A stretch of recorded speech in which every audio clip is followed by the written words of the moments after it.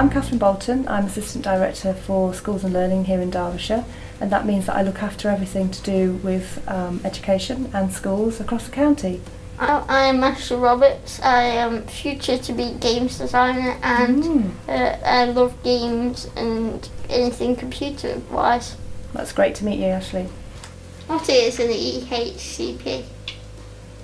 Well, an Education, Health and Care Plan is an official document that makes sure that things are done properly for children and young people that are in need of some help with their education or their care or their health.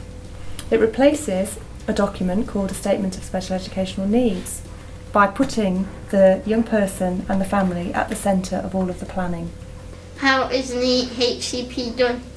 Well, it's done by talking to children and young people and their families, by finding out what they like, what they enjoy, and what they hope to do for themselves, both now and also in the future. It's also done by talking to professionals and those that are involved with the young person to look to see what they need in order to be able to learn, in order to be able to be well, and in order to be able to go and do the things that they like to do with their friends. So what is a personal budget? Well, a personal budget is just one way of being able to deliver those outcomes that have been identified in the EHCP. I have a personal budget, and All right. and this is the person-centred booklet that I have made. Brilliant, that looks great. Is it all right if you share it with me? Is Yeah. that okay if I have a little look? I'll just come a bit closer and we have a little look. What I can see is you've got your one-page profile, which tells me quite a lot about you. We can see all the things that make you great, the things that people like and admire about you, and also what makes you happy. What are some of those things? Games designing, watching videos, and playing on PC and PlayStation and Xbox. Which matches some of the things you've told me before, and it tells me how you want to be supported. And then we've got all of the people that are involved in supporting you, all the people that are in your plan, and we've also got all the people that are really important to you. So tell me about some of these people. My younger brother Sam, Mm-hmm. my older sister Laura, Mm-hmm. my stepdad Rob, and my mum, my dad, and my little baby brother Michael. It looks great. It looks like great fun. Cheeky but fun. And who's cheekier, you or him? Depends on the situation. I see. I bet it's fun in your household. It is. Lots of laughter. Yeah. Yeah, can imagine.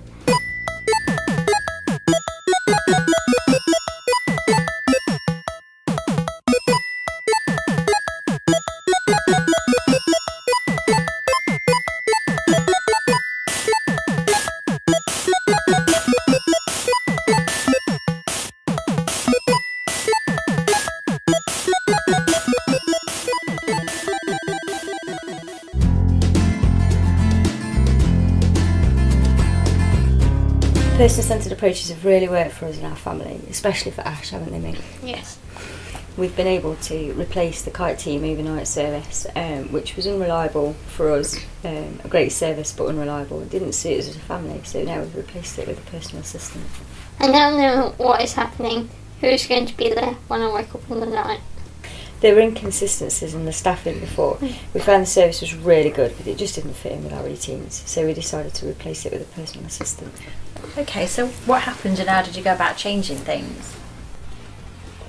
Well, we had a change in social care worker and she introduced us to a new person-centred approach.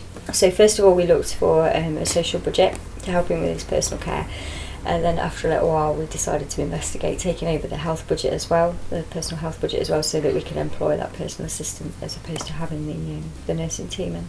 Okay, and how's it been running two budgets? Really easy actually. It all comes in one payment. It all goes into a managed bank account, which a local company helped me with running. They do all my payroll for me and all that sort of thing. And I just have to keep a record of any expenses and the timesheets for the PA. Could I have a look at your booklet, Ashley? Yeah. Okay, thank you.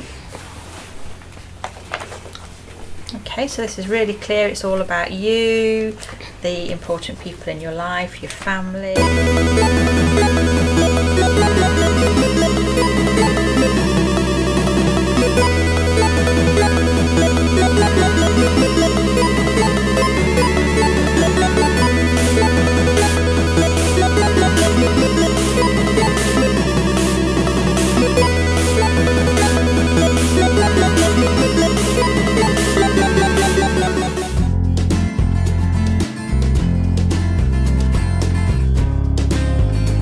how's Carlos getting on? He's getting on really great. He's been enjoying going out with the Umbrella side-by-side group, doing various activities, and also he's had a PA goes out with him, and he's been learning, doing his bus training really, his travel training, building his skills on for that.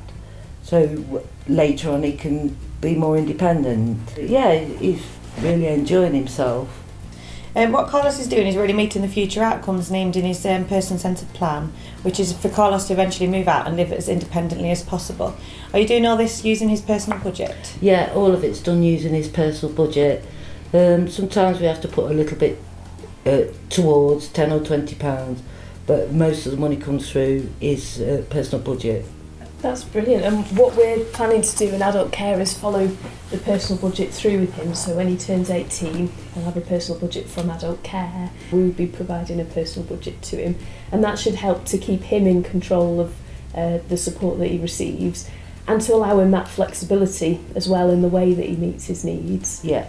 You were saying that the plan is for him to go to college 3 days a week, and for the rest of his time to really be about increasing his opportunities to access the wider community and increase his confidence. We're also going to be looking at trying to work on the outcomes that you've already identified in the education healthcare plan. Yeah. Specifically around his independent living skills, because that's his long-term goal. So looking at travel training, opportunities to manage his money himself and to plan his time as well. Yeah. So all of that should follow him through into adult care. That's really good, because it means right from the start we know that whatever plans we make are going to continue on further down the line. So it makes things a lot easier. The one thing I've heard is that people can access an educational personal budget through outcomes in the education, health and care plan. Do you know anyone that's done this? Not through part of the education healthcare plan, but I do know somebody that brought education into their planned outcomes. In fact, I think your social worker Stacey is talking about it on TV right now. Would you mind if we had a quick look at it? No, go ahead. I'd like to tell you about a young man called Lee Shaw. I got to know Lee as part of my work as service manager within the Disabled Children's Service. Life changed for Lee when he was 7 years old. Lee's now 15. He lives with his mum, his identical twin brother Aaron, his 3 dogs and his 2 cats. Lee has got a brilliant sense of humour and he's great fun to be around. As a result of contracting meningitis, Lee had lots of operations. He lost both his legs and both his lower arms, one above the elbow and one below the elbow. But Lee is a fighter and his sense of humour got him through.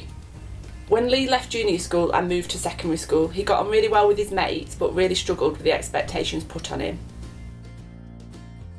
Jane, can you tell us how you knew that Lee was struggling in school and what was done to help him? Yeah, Lee was really well loved by his friends at school and was often the one causing all the laughter in class. However, this was usually at the wrong time and wrong place basically. And he started to receive detentions and all the teachers started to see him as being slightly rebellious. This, in effect, didn't do very much for his self-esteem issues. And he just started to have problems basically. Can you tell us what happened? School worked really hard to try and turn things around for Lee, but what really helped was the personal budgets from the social worker from social care. We put together a person-centred approach and identified the outcomes of what could help Lee. So what were the outcomes? Lee needed to be able to access and participate in sporting or adventure activities with the help of a personal assistant in order to build his self-esteem, and Lee is to undertake the Duke of Edinburgh Award with his PA. So how did the personal budgets meet the outcomes, Jane? Well, with the amount of money established, we accessed a personal budget direct payment into a managed bank account for Lee, and we employed a PA called Anthony. Anthony was a teaching assistant at one of the special schools, and what he started to do was he started to take Lee to sailing at the local reservoir, and he started to do disability basketball. Anthony also was involved in the Duke of Edinburgh Award scheme. So did Anthony use his knowledge of the Duke of Edinburgh to help Lee? it wasn't that simple. Lee continued to have problems in school and was not able to do the award scheme in the evenings, but did have some free time in the week. So from social care, they put a case together. They then presented this at Lee's annual review at school with a request for school to invest in the time for Lee to be able to do his Bronze Duke of Edinburgh award. Great, so where are we with it all now then? School were absolutely brilliant in giving Lee the time to go and do this award. He's now nearly achieved his bronze. So this is a really good case where social care provided a personal budget and school released the time for Lee to be able to participate in the Duke of Edinburgh. Yeah, I was really proud of Liz. What he's recently just done is 8-mile wheelchair run, and he raised a lot of money for the RSPCA as he wanted to give something back to people, because people have been so supportive and given so much to him. Person-centred reviewing is really important to identify new outcomes. It's also really important that everyone there has their say, and most importantly for the child to have their say and have their wishes and feelings explored. We're going to have a video link up now with Sue, whose son Matthew has a personal budget. So Sue, can you tell us some of Matthew's outcome as part of his personal budget? Oh, hi Stacey. Yeah, we set up a personal budget for Matthew a couple of years ago. This is really because of his increasing weight gain and his reluctance to do any activities in home and also at school. We employed this really brilliant PA who took him bike riding, swimming and to the gym on a fortnightly basis. Not only did these activities also improve his health and fitness, but broadened his horizons outside the family home, helped him achieve new experiences and activities, and also got him used to using money outside of the home and getting used to really communicating with very new and really unfamiliar people. All these objectives were initially agreed as Matthew's outcomes, and all were really successfully achieved. Sue, is Matthew there with you? Yes, he is. Would you like to speak to him? Hi Matthew, how are you doing? Can you just tell me what job you'd like to do when you leave school? Hello Stacey, I'd like to have a job as a 00 agent like James Bond. I like wearing suits all the time. I like to see him wearing a captain's uniform and the army uniform. Thanks for sharing that with us, Matthew. It was then at one of Matthew's annual statements and social care reviews that it became very apparent Matthew's desire to work as an adult, but only in a role where he could wear a smart suit. Matthew's only ever worn a full smart suit since he was 8, and as he's getting older and becoming closer to his dream of becoming a man, his obsession with suits has also been linked to his obsession with becoming a man and going to work. By the time we got to this review, Matthew had already created a list of over 84 jobs he wanted to do, ranging from a train porter to chief of police.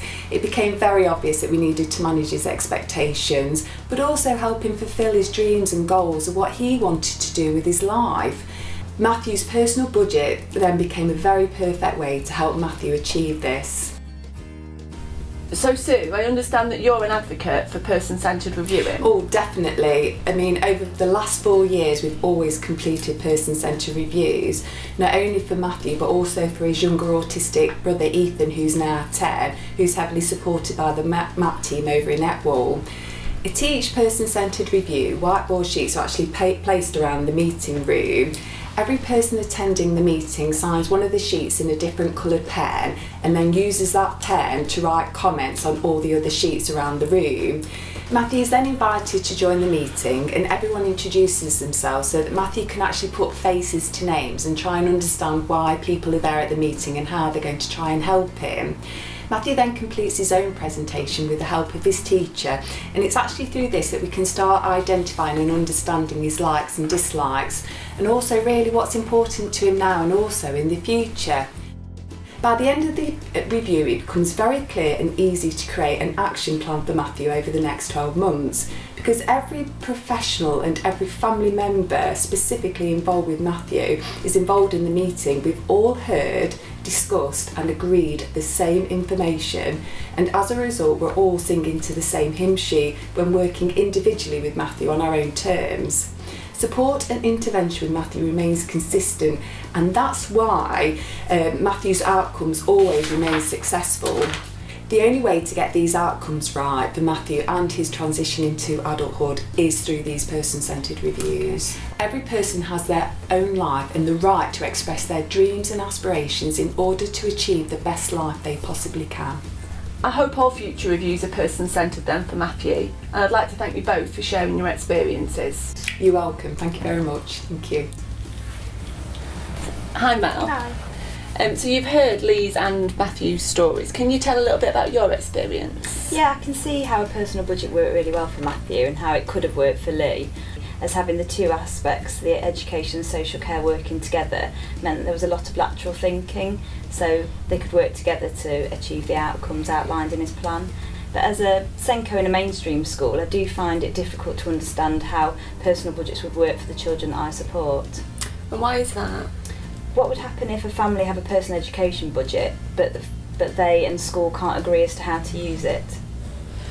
Well, according to the education guidance on this issue, how a personal budget is used to meet support needs and outcomes and how it be managed is part of both the drawing up of an education, health and care plan and the reviewing of it. An education personal budget can't be accessed unless either the principal of the school or the head of the school agrees with it. What if a family choose to access part of their personal budget via a direct payment? How would that work if the money was allocated to more than one pupil through use of a shared resource like a teaching assistant? Well, again, according to the education guidance, the school or college must agree with plans to support a child or young person through the use of a personal budget direct payment, where it's used for equipment or a service that would be used or delivered on their premises. At the end of the day, I know it's a lot for professionals to get their head round, but personal budgets have really worked for Lee, and I do fully recommend them. And actually, I have first-hand experience of how beneficial a personal budget can be to a child and their family, as Ashley's a child that I've worked with, and he's a fantastic advert for them.